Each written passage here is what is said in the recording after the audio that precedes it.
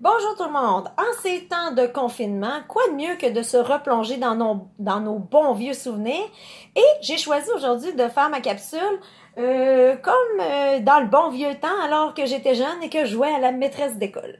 Donc aujourd'hui, le sujet va être l'introduction du texte explicatif. Petite révision. Donc, je te rappelle que dans ton introduction, tu dois avoir au minimum deux parties. Le sujet amené, le sujet posé. Le sujet divisé n'est pas obligatoire, donc si tu le mets, tant mieux. Si tu le mets pas, tant pis.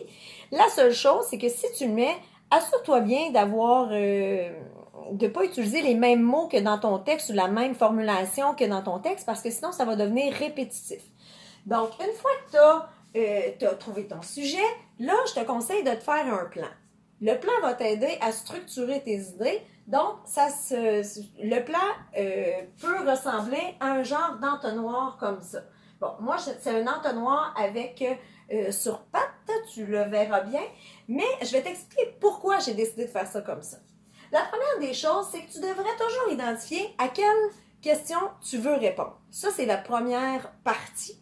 Donc, pourquoi? Pourquoi? Comment se fait-il que? Donc, c'est un texte explicatif, donc tu veux apporter des causes, tu veux apporter des explications. Une fois que tu as trouvé ça, je te conseille d'identifier quelles vont être tes causes.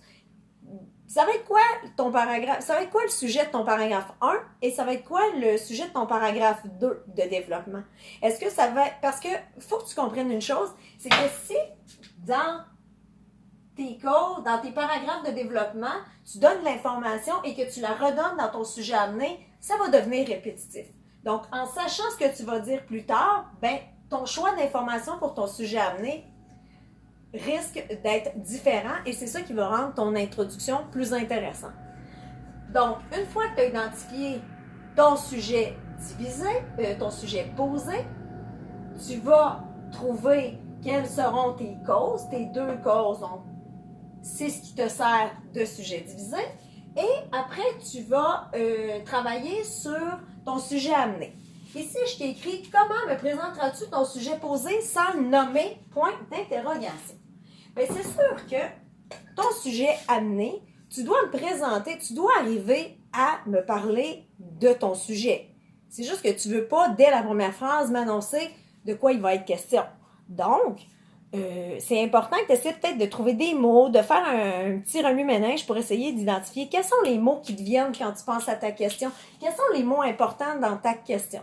Si par exemple, je te dis pourquoi les gens ont peur, ben c'est sûr que la peur, moi, quand je pense à peur, je pense à un sentiment, je pense à des films d'horreur, je pense à différents événements qu'on peut vivre, un cimetière, il y a différents lieux. Donc, peut-être qu'à partir de ces mots-là, moi, ça va me permettre de partir dans une direction et t'amener à ma question. Parce que ce qui est très important, c'est qu'une fois que tu as écrit ton sujet amené, j'ai pas le goût de me demander mais c'est quoi cette question-là? Pourquoi tu me poses cette question-là alors que je t'ai jamais vu venir? Donc, c'est important aussi que tu fasses un lien entre ton sujet amené et ton sujet posé pour justement éviter qu'on ne comprenne pas pourquoi tu nous poses cette question-là. Je te suggère un exercice qui peut être vraiment intéressant. Une fois que tu as écrit ton introduction, va voir quelqu'un et fais-lui lire juste ton sujet amené. Et demande-lui, d'après toi, c'est quoi la question que je me pose? Tu vas voir. Si tu as donné des bons indices et t'es parti du plus vague au plus précis, généralement, il devrait être capable de te donner la bonne question. Sauf que, selon ce que tu vas lui avoir laissé comme indice, il se pourrait que la personne ne te donne pas la bonne question. Et là, ça te dit, retourne faire tes devoirs et réécrire ton introduction.